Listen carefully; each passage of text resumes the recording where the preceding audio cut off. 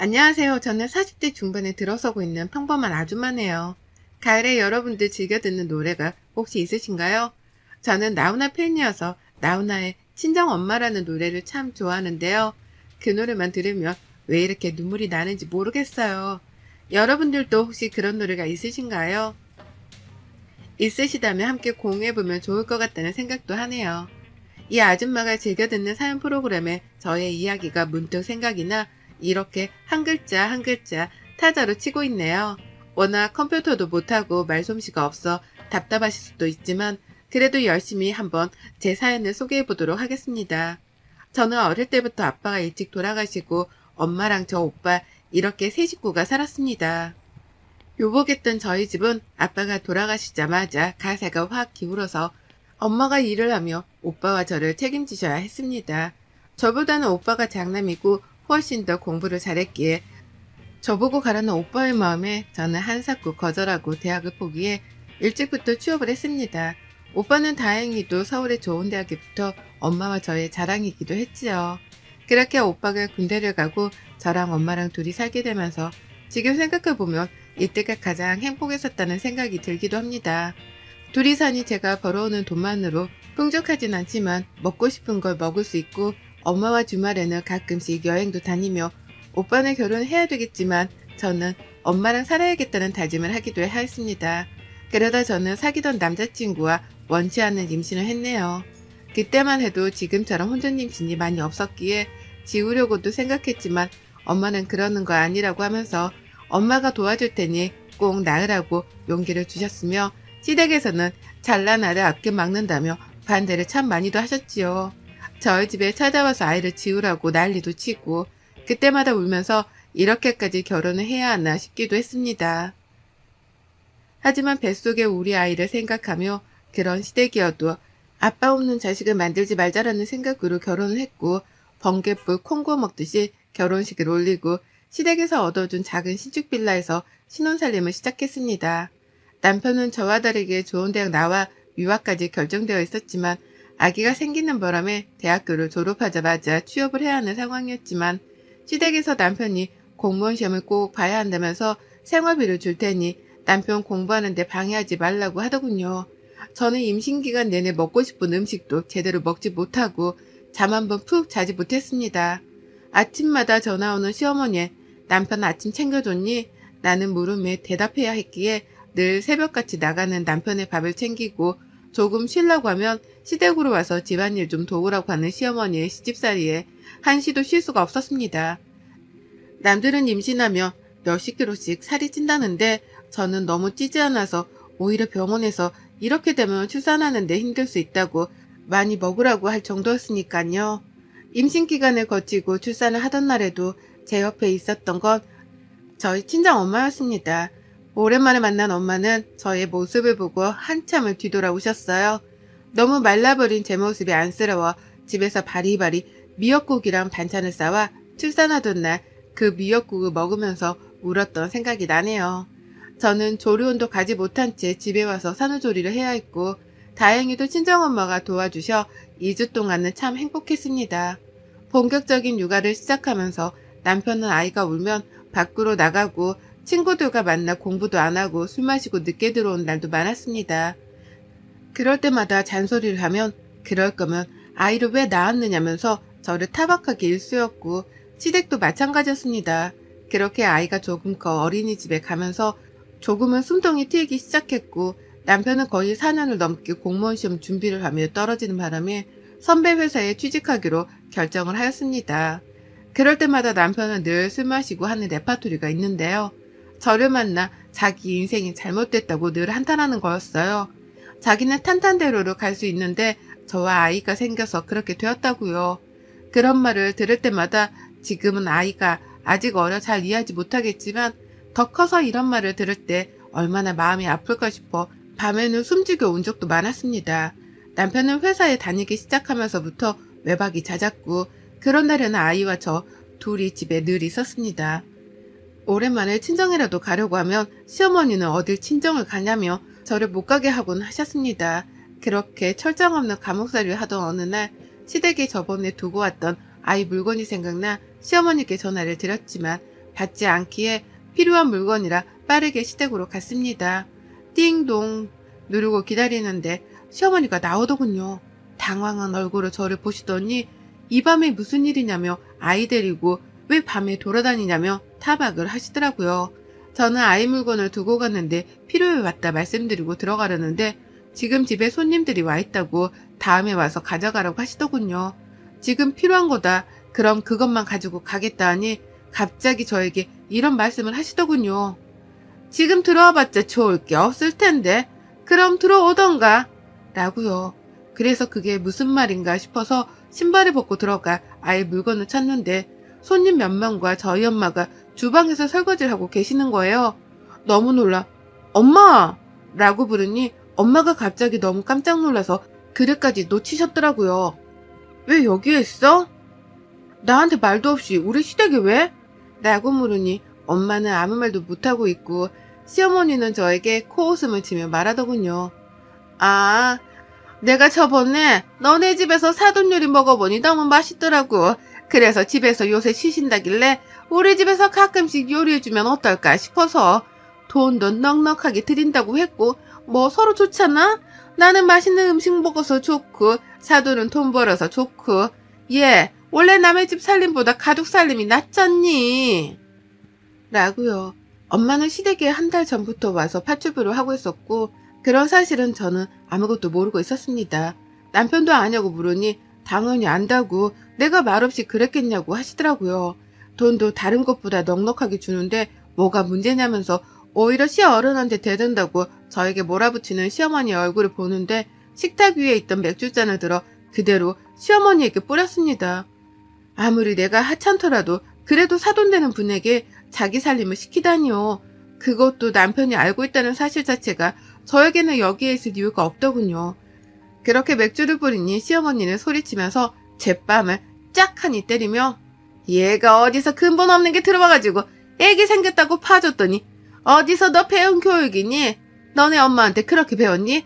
하기야 너나 네 엄마나 수준이 알만하다. 내가 돈을 안 줬니 뭐랬니? 그냥 니네 엄마 음식 잘하고 일 구한다길래 우리 집에서 일해보라고 한 것뿐이고 너한테도 말할까 했지만 우리 아들이 말하지 말래서 안 했다. 근데 어디서 지금 그딴 행동을 해? 미쳤어? 라고요. 지금 저랑 저희 엄마한테 이렇게 하신 거 나중에 두고두고 후회하실 거예요. 나는 말 한마디를 하고 저는 곧장 집으로 달려갔습니다. 제 짐을 몽땅 캐리어에 있는 대로 아이 짐과 제 짐을 꾸겨놓고 나가려는데 남편이 들어오더군요. 너 니네 집에서 우리 엄마 일하는 거 알았어? 나도 며칠 전에 알았어. 아는데 왜 안 말리고 나한테 말도 안 했어? 뭐하러 말해. 나도 장모님한테 하지 말라고 했는데 괜찮다고 사돈댁 도와주면 우리 딸이 이쁨 받고 좋지 않겠냐면서 그러시는데 내가 그럼 뭐라고 말해? 지금 그것 때문에 집 나가려고 짐을 싼 거야? 너도 참 너다. 입장 바꿔서 니네 엄마가 우리 집에서 식모하면 좋겠냐? 야, 말이 되는 소리를 해. 우리 엄마랑 니네 엄마랑 급이 다르잖아. 아니지, 우리 집이랑 니네 집이랑 급이 다르지. 니네 집에서 잘난 거 니네 오빠밖에 없지 않냐? 근데 그 오빠 지금 뭐하고 있어? 유학 가서 매달 돈이나 축내고 있지 뭐. 너 더 이상 나랑 우리 애기 찾지 마. 네가 말한 대로 네 앞에서 사라져 줄 테니 너랑 니네 엄마 얼마나 잘 사는지 두고 보자. 아이고, 그러면 내가 무서워서 제발 가지 말라고 하게? 제발 나는 네가 네 발로 나가기를 바랬어. 나가서 좋은 사람 만나 살아? 양육권, 친권 다 포기할 테니. 그 뒤로 양육권, 친권 포기각서 위자료 받고 양육비 없이 이혼을 했습니다. 처음에 이혼하고 나서는 어떻게 살아야 할지 막막했습니다. 당장 가진 돈도 없었고 아이도 어렸고요. 그러다 엄마가 저에게 통장 하나를 건네주셨습니다.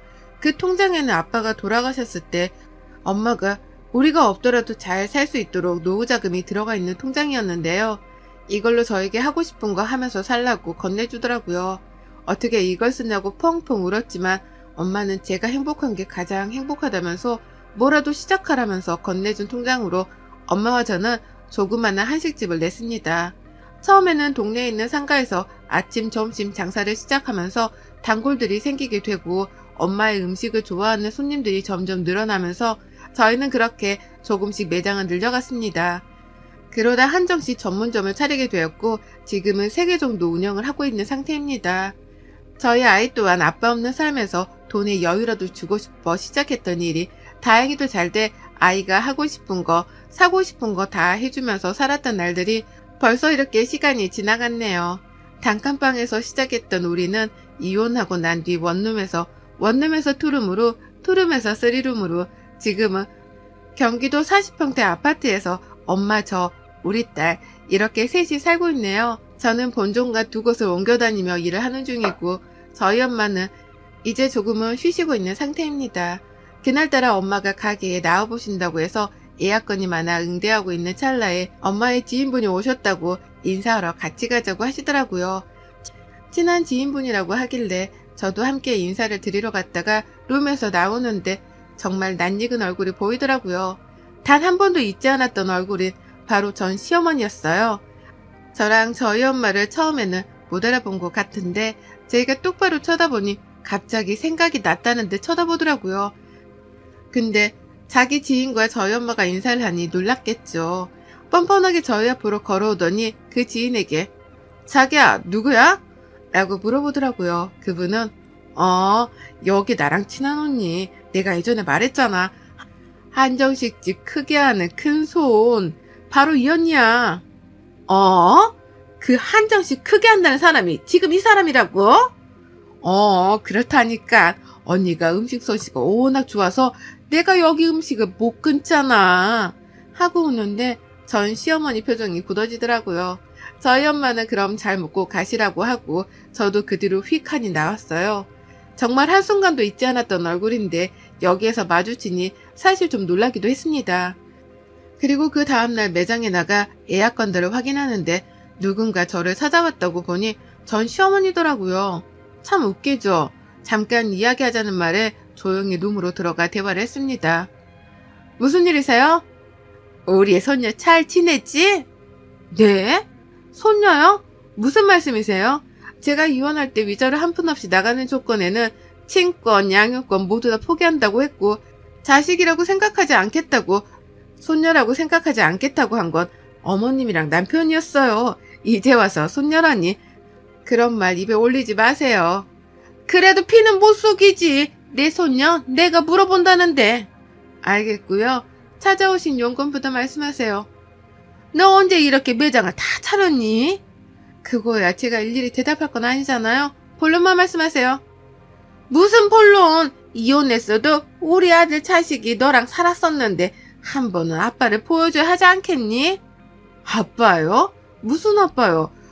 저는 저희 딸에게 말했어요. 아빠는 없다고요. 그 사람에게도 전해주세요.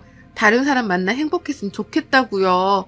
저 오늘 매장이 바빠. 그만 먼저 일어날게요. 빨리 가주시기를 바래요. 하고 먼저 일어났어요. 갑자기 시어머니가 저렇게 나오는 이유를 모르겠어 주변에 수소문을 해봤습니다. 몇 년 동안 전 남편 소식조차 듣지 않아 차단했는데 알아보니 전 남편은 다니던 회사에서도 여러 문제를 일으켜 잘리고 전 시댁은 시아버지가 보증을 잘못 써 살던 집까지 넘어가 지금 좀 힘들어졌다고 하더라고요. 그래서 자기도 소식을 잘 모른다고요.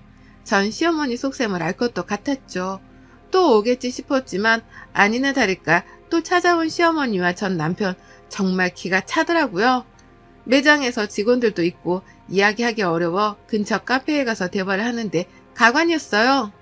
자기야 잘 지냈어? 나야. 우리 딸 잘 있지? 나는 딸이 너무 보고 싶어. 정말 미치는 줄 알았어. 야 연기하지 마. 본론만 말해. 아니 왜 그렇게 말해. 나 우리 딸 한 번만 보고 싶어서 봤어. 엄마가 너랑 장모님을 마주쳤다길래 너를 아무리 찾아도 알 수 없고 아는 애들도 없어서 내가 너를 얼마나 찾았는데. 나는 너랑 너네 엄마한테 우리 딸 보여줄 생각 없고 앞으로도 없으니 더 이상 찾아오지 마.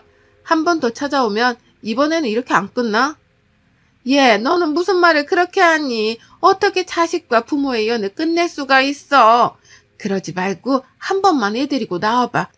우리가 걔를 뭐 어떻게 하는 것도 아니고. 제가 지금 그쪽들 속셈 뻔히 모르는 거 아닌 거 아는데 연기를 하시려면 좀 제대로 하세요. 너무 심하잖아요? 무슨 연기를 말하는 거니? 지금 제가 돈 좀 버는 것 같으니 저에게서 뭐라도 떨어질까 이러시는 것 같은데 착각하지 마세요.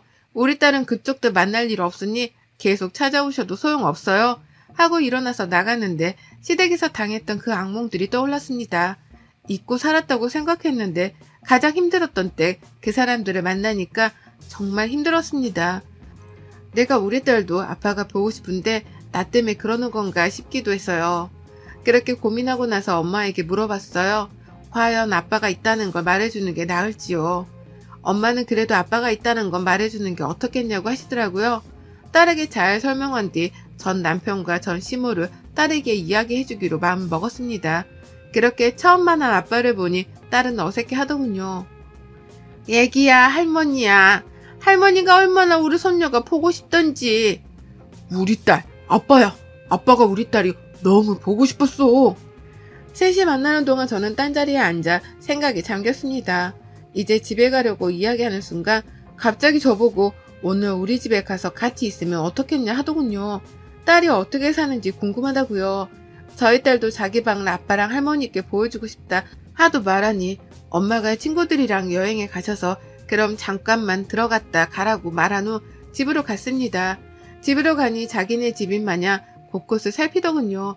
그러더니 이번에는 집에서 꼭 자고 가겠다고 이야기를 하는데 정말 너무 뻔뻔하지 않나요?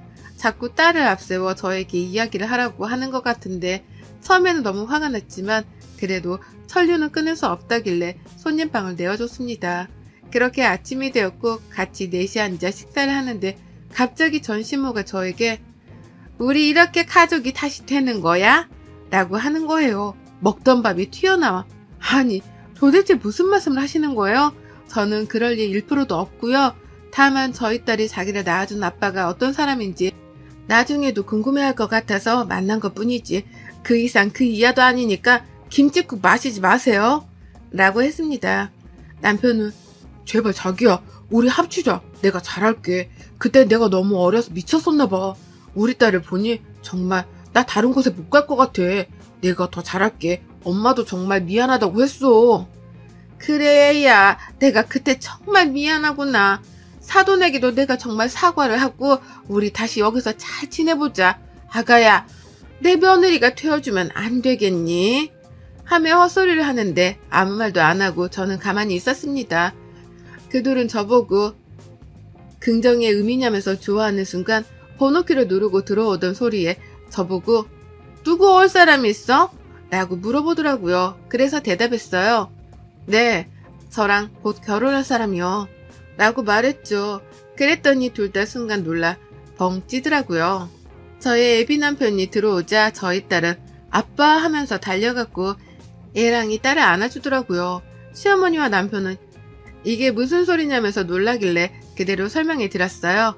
말 그대로 제 남편이요. 아니지, 애비 남편이요. 그리고 저희 딸의 아빠요. 무슨 소리야? 아빠는 나지. 너였지. 너였는데 네가 포기했잖아. 다신 보지 않기로 다 서류 써서 제출했잖아. 도대체 무슨 소리야? 아니 그땐 그랬지만 이제는 잘한다니까. 네가 결혼할 거면 딸은 놔주고 결혼해. 너 진짜 콩밥 한번 먹어보고 싶어 이래? 아 맞다. 네가 지금 서류 놓고 기다리는 회사 있지? 네가 그걸 어떻게 알아? 그게 왜? 그 회사에 못 갈 것 같아. 그 회사 우리 남편이 사장이야. 라고 했더니 전 남편의 얼굴이 정말 새빨개지더라고요. 이 사람에게 이야기 많이 들었습니다. 죄송한데 이렇게 찾아오시는 거 주거 침입죄에 해당될 수 있어요. 저희 이번에 결혼식 올리는데 두 분 초대하고 싶네요. 저희 부모님도 많이 뵙고 싶어 하시고요. 참 궁금해 하셨거든요. 수준 이하의 사람들은 어떤 사람인지요. 무슨 이야기인지 아셨으면 더 이상 찾아오는 일 없었으면 합니다. 다시 찾아오면 그때는 경찰서에서 배워야 할 것 같네요. 전 시어머니와 남편은 그대로 주저앉아 멍을 때리고 저는 경찰 불러서 나가라고 하기 전에 나가라고 했어요. 그리고 말했습니다. 내 딸이 그래도 자기를 낳아준 아빠가 어떤 사람인지 살아가면서 궁금해할 것 같아서 온정을 베풀었는데 너랑 너네 엄마라는 사람은 끝까지 수준 이하의 사람이라는 걸 알았어. 그리고 어머님 제가 그랬죠? 그때 그 일 반드시 기억하고 있었다고요. 오갈 곳 없어서 일할 데 없으시면 저희 매장에 주방임으로 써드릴게요. 돈은 당연히 많이 드리고요. 생각 있으시면 연락하세요. 라고요. 그렇게 전 시댁과 저의 인연은 완전히 끝이 났습니다. 제가 혼자 사는 것 같아 보이니 만만했던 것 같아요. 그러니 다시 합치려고 수작 부렸지만 그거는 말이 안 되는 이야기인 거잖아요. 수준 이하의 사람들이니 수준 이하로 대해줬으니 더 이상 찾아오지 않겠지요. 그렇게 저는 오랫동안 마음속에 품어왔던 감정을 보내주었습니다. 저희 애비 남편은 저희 친정엄마가 소개해준 사람이에요.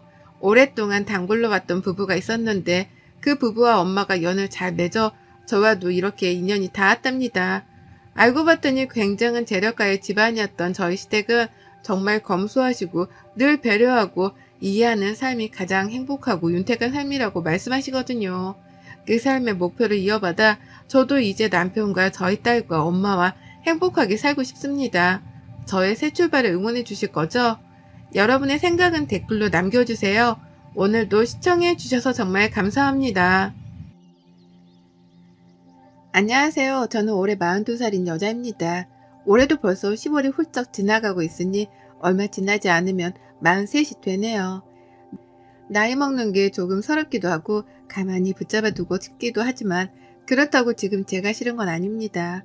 세월가는 대로 따라가는 중이고 한두 살 먹어갈수록 전보다 어른이 되어가는 저를 느끼며 사니까요.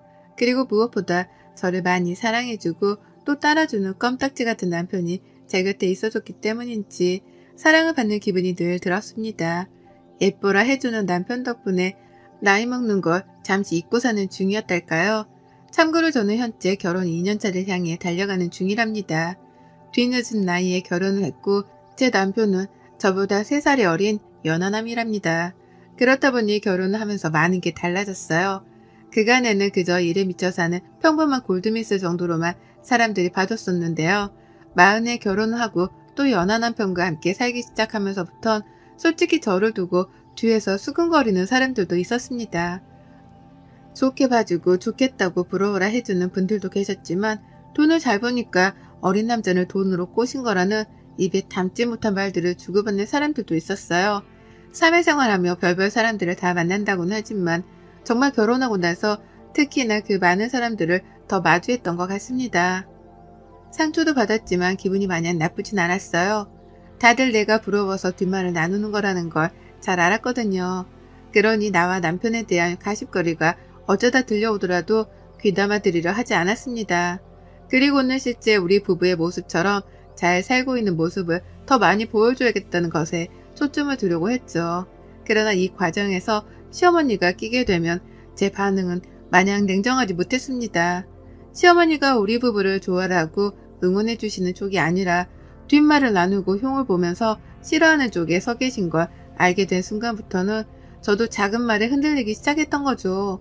시어머니의 입에서 나오는 작은 흉이나 탄식, 하다못해 사소한 눈초리들까지도 모두 다 저를 들었다 놓기에 충분했답니다. 시어머니께서는 절 참 많이 반대하셨어요. 그것도 참 희한한 방식으로 반대를 하셔서 지금까지도 기억이 남습니다.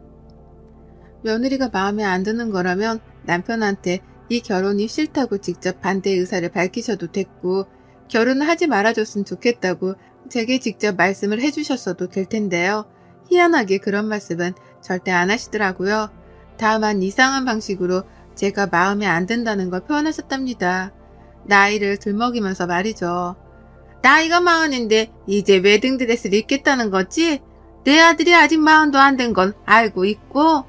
라고 하시며 제 나이에 몇 번을 놀라셨고요. 나이가 10살 차이도 아니고 남녀가 바뀌어서 고작 3살 차이가 나는 것뿐인데 뭐가 그리 중요하냐고 물어본 남편에게는 네 말이 맞지? 라고 하면서 맞장구를 쳐주기까지 하셨어요.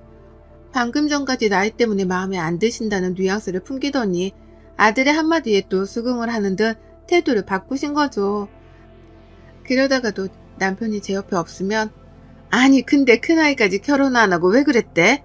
오빠들도 많았을 텐데 라고 하시며 이 결혼이 탐탁치 않다는 말씀을 돌려하셨고 힘들어하는 저를 지긋하게 바라만 보는 적도 많았답니다. 좋게 말하면 지그시 바라보는 거였고 나쁘게 말하면 힘들어하는 저를 노려보며 즐기는 것이었죠. 자신의 말 한마디에 상처를 받아가면서 반응을 보이는 저를 재밌어라 하셨던 것이었습니다. 그 바람에 저는 저분이 흡사 소시오패스나 뭐 이런 일종의 사람이 아닌가도 잠깐 의심을 했었답니다. 그렇지 않고서야 사람이 저리 매정한 말을 훅훅 던지며 반응이 뜨뜻미지근할 수가 없었으니까요. 애매하게 싫은 티를 내시는 시어머니가 저를 반대한다는 걸 전 온몸으로 눈치를 챘고 결혼식을 치르기 직전까지도 그 태도를 유지하던 시어머니 때문에 마음고생이 심했습니다. 하지만 결국 결혼식을 치르게 되면서는 어떻게든 관계가 나아질 것이라고 믿으려고 했어요. 중간에도 남편이 많이 노력을 했고 저도 이왕 시어머니가 되셨으니 며느리한테서 호강이라도 받으며 기분 푸시라고 가진 돈을 갖다 바쳐가며 노력을 했습니다. 돈을 벌어서는 족족 용돈을 챙겨드렸고 때맞춰 계절 옷에 계절에 맞는 선물도 사드리면서 시어머니께 쓰는 돈을 아까워하지 않으려 했어요. 그게 제가 살아남는 방법이라 생각을 했으니까요. 그런데 말이죠. 요상한 일이 벌어지기 시작했습니다. 아무리 생각해도 요상한 일이었죠. 퇴근하고 평소처럼 집에 왔는데 시어머니가 계시더라고요. 그런데 웬일로 저를 향해서 왔어? 라고 하면서 퇴근을 반겨주시길래 살짝 흠칫했었습니다. 저러던 분이 아니신데 갑자기 인사를 요란스레 하시니까요. 그와 동시에 놀란 건 주변에 놓여진 어머님의 선물이었습니다. 단 한 번도 결혼하며 시어머니께 선물이라는 명목하에 물건을 받아본 적이 없었어요. 그릇이며 옷이며 시어머니 것이라고는 하나도 없었고 오히려 제가 퍼준 게 전부였었죠. 그런데 어머님이 웬일로 뜬금없이 시뻘건 고추가 든 평범하지 않은 장신구를 유리병 하나에 담아서는 선물이라고 가져오신 거예요.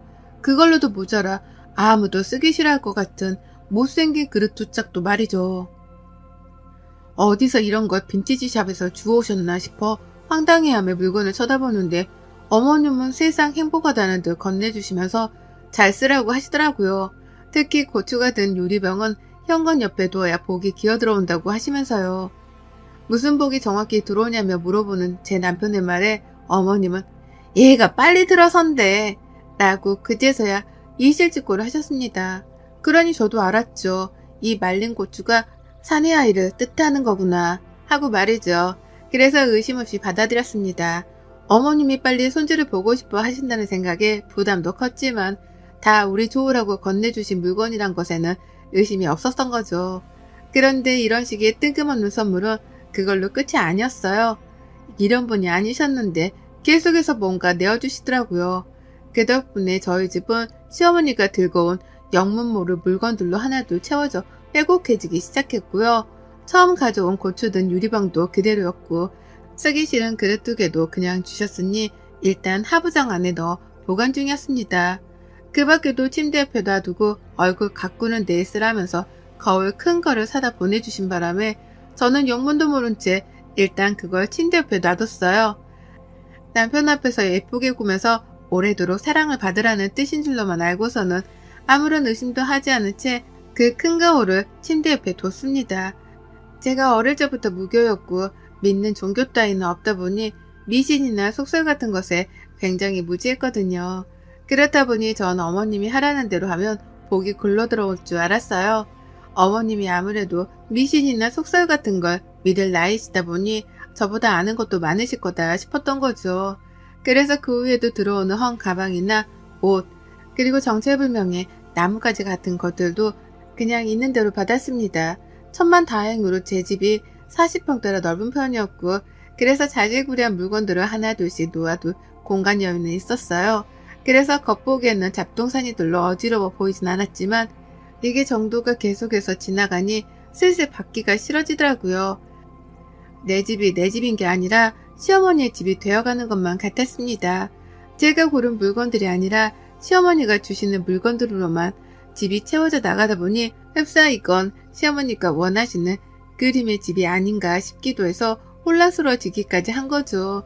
그쯤 되니 남편도 뭐가 마음에 안 들기 시작한 건지 물건을 또 주겠다고 집에 오래 하시는 어머님께 바쁘다는 거짓말을 해가며 약속을 피하기 시작했어요. 그러면 어머님은 뭘 한다고 퇴근하고 나서까지 바쁘냐면서 집에 기어코 오겠다고 우겨대셨는데요. 그렇게 우기다가 정말 집으로 찾아온 적도 한두 번 있었습니다. 그리고 저는 그때부터 시어머니께 정이 떨어져 가기 시작했죠. 그리고는 생각이 들었어요. 저렇게까지 해서 나에게 주려는 물건은 무엇이며 왜 그렇게까지 해서 나에게 그 물건을 주시려는 건가 싶어 말이죠. 정말 이게 다 손주를 빨리 보고 싶어서 아들 낳으라고 건네주는 부적 같은 건가 싶기도 했고요. 그때부터 인터넷에 검색을 해봤더니 사실상 아들 낳는 부적이라면서 검색되어 나오는 물건 목록에 시어머니가 주신 물건들은 없었답니다. 빨간 고추가 있긴 했으나 유리병에 담아서 현관 옆에 놔뒀다는 글 따위는 보지 못했고 거울은 오히려 집안에 두면 안 되는 물건이라고 하더라고요. 더군다나 침대 바로 옆에 두는 건 귀신을 들러붙게 하는 짓이라는 섬뜩한 글까지 읽고 나니 온몸에 소름이 쫙 끼쳤어요. 그 전까지만 하더라도 시어머니에 대한 의심이 하나도 없었기에 주시는 대로 물건을 받아내선 집에 고이고이 쌓아놨었는데요. 검색을 조금 해보고 시어머니의 의도를 따져 묻다 보니까 이게 보통 일이 아니라는 걸 눈치껏 알아낼 수 있었습니다. 생각해보니 정말 이상했어요. 그럴 분이 아니신데 갑자기 저에게 잘해주기 시작함과 동시에 선물이라며 어디서 쓰다만 헌 물건이었는데 그걸 저에게 줬다는 것부터가 의도가 너무 불순하더라고요. 왜 이런 의심을 진작에 하지 못했었나 싶어서 땅을 치며 후회했습니다. 그제서야 드는 꺼림칙함을 떨쳐내 보겠다고 급한 대로 남편이랑 퇴근하자마자 거울을 내다버렸어요. 현관 앞에 있던 고추가 든 유리병도 그 밖에 어디서 주워왔는지 출처를 모르겠는 나무 막대기부터 시작을 해서 온갖 잡동산이란 것들을 모조리 버렸습니다. 쓰레기 봉투에 담아놓고 보니 한 트럭이더라고요. 이렇게나 많은 걸 내 집에 가져다 놨다는 생각을 하니 또 소름이 끼쳐 한동안 말을 잊지 못했어요. 제 심정을 남편도 똑같이 느낀 건지 처음엔 갖다 버리자는 말에 왜냐고 묻기만 하더니 정색하는 제 표정을 보며 나중에는 누구보다 더 적극적으로 시어머니가 주신 물건을 버리겠다며 집안을 헤집고 다녔답니다. 물건을 버리고 나서 제가 하루 종일 생각하고 인터넷 검색을 하면서 알아냈던 꺼림칙한 정보에 대해서 공유를 하자 남편은 온몸에 소름이 돋는다면서 어쩔 줄 몰라하며 방방 뛰었어요. 가뜩이나 요즘은 가위에 자주 눌리는 것 같은 기분 때문에 잠을 설칠 일이 많았는데 그게 다 엄마가 주신 물건들 때문에 귀신이 붙어서 그런 거냐며 무서워 난리를 치더라고요. 남편이 겉보기엔 상남자 같은데 겁은 무지하게 많은 애거든요. 이런 일을 겪고 난 후 저는 저대로 그리고 남편은 남편대로 시어머니를 쉽사리 보지 못했습니다. 남편은 자기 엄마의 의도를 의심하고 싶지 않아 하는 듯 혼자 괴로워하며 몸부림을 쳤고요. 저는 제발 시어머니가 나쁜 의도로 그러지 않으셨길 끝까지 믿어보려 하면서도 한편으로는 사실 확인을 해야겠다면서 뒷조사를 시작했습니다.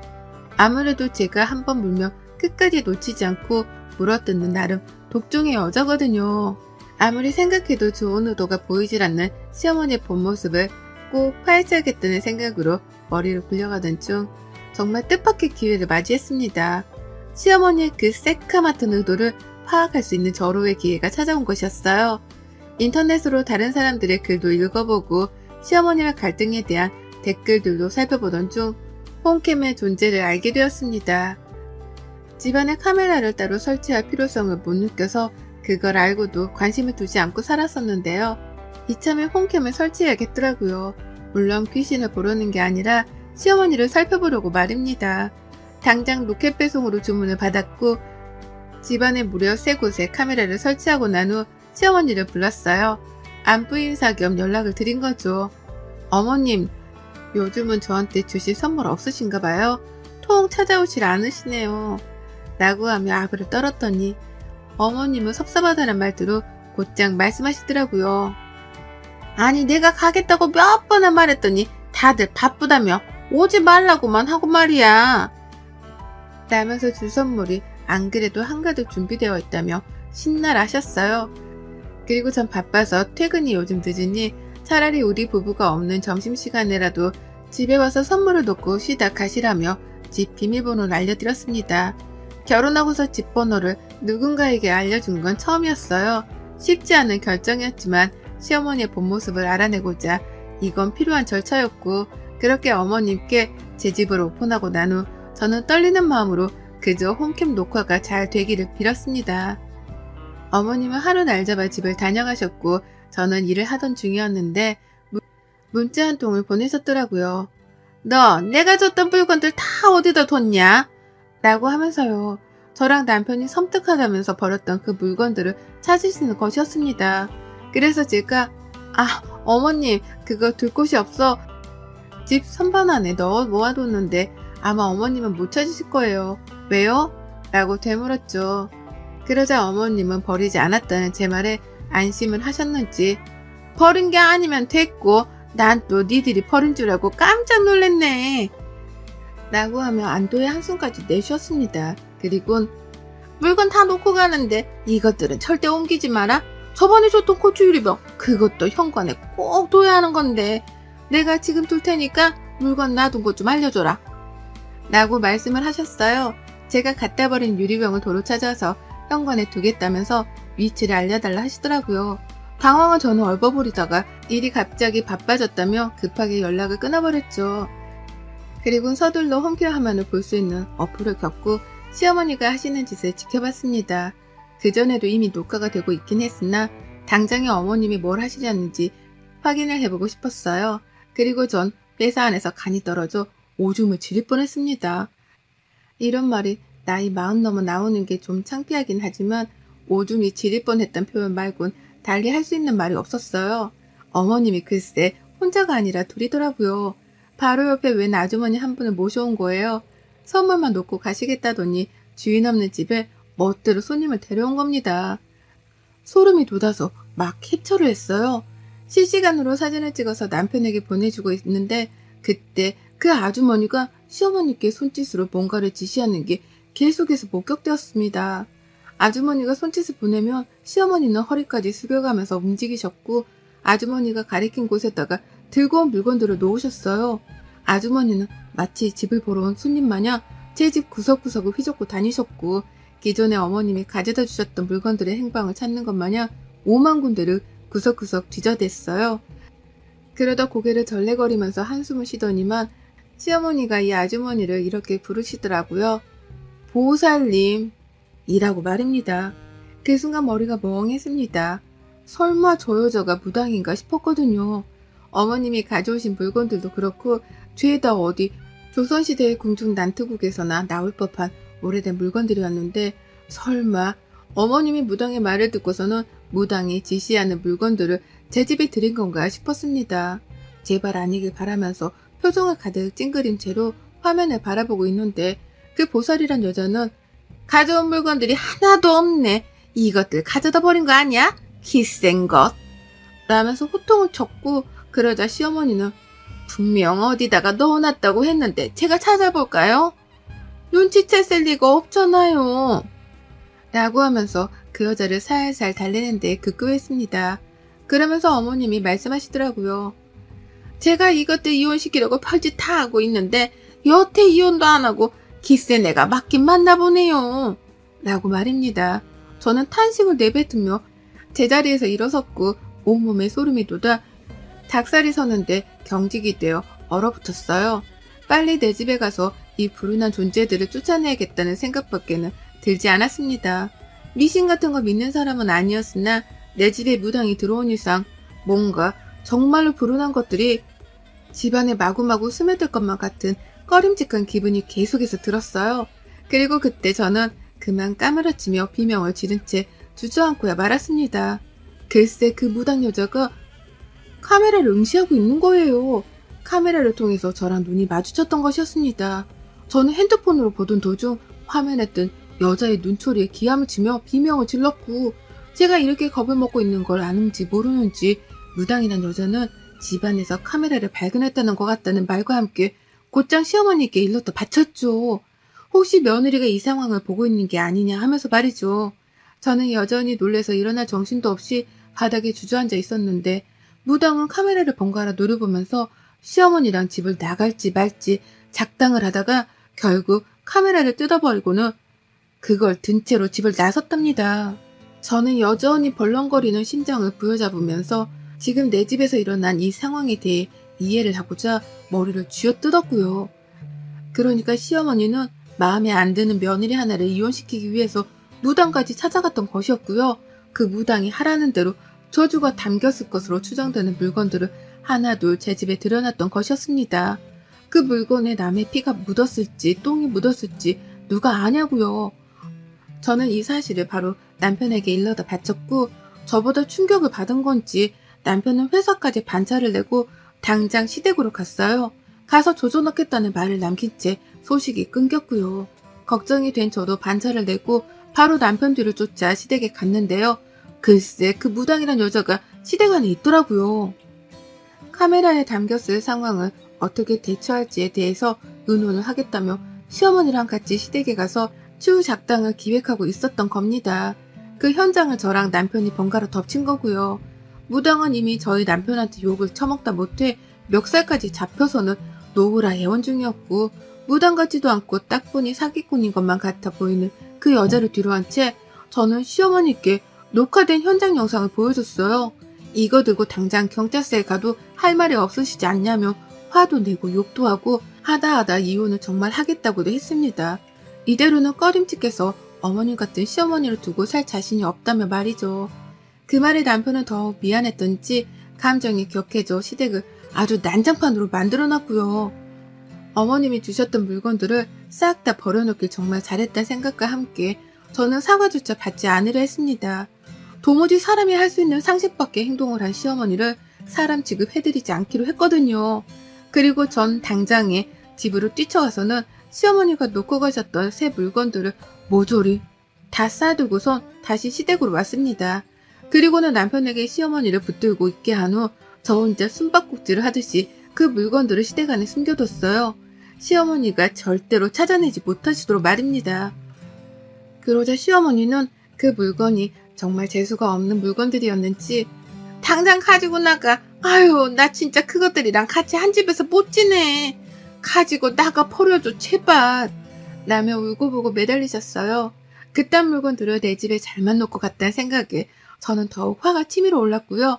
도대체 무슨 물건인데 이렇게 기함을 치는 거냐면서 남편이 따져 물으니 어머님은 끝까지 말을 아끼시다 겨우 한 말씀 하시더라고요. 여자한테 안 좋은 거야 라고 말이죠. 당신 아들한테는 해를 끼칠 생각이 없었다는 걸 어필하기 위해서 굳이 성별을 들먹이며 대답을 대신 한 겁니다. 그걸 보면 전 끝까지 물건을 숨긴 장소를 알려드리지 않으리라 재차 다짐을 했고 시어머니하고는 사과를 받고 말고를 떠나 연을 끊고 살겠다고 통보를 한 채 시댁을 빠져나왔어요.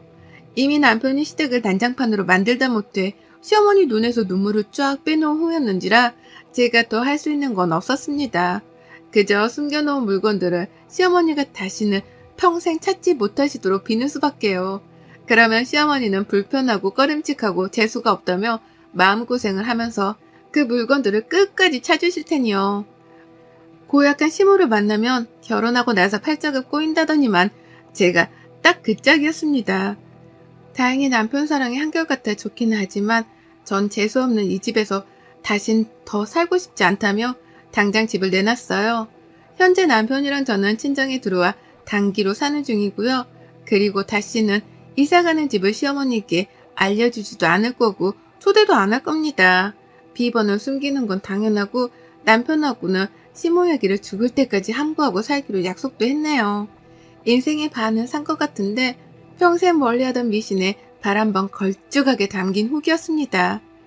전 아직도 소름이 돋아서 자다가도 잠을 설치며 깨요.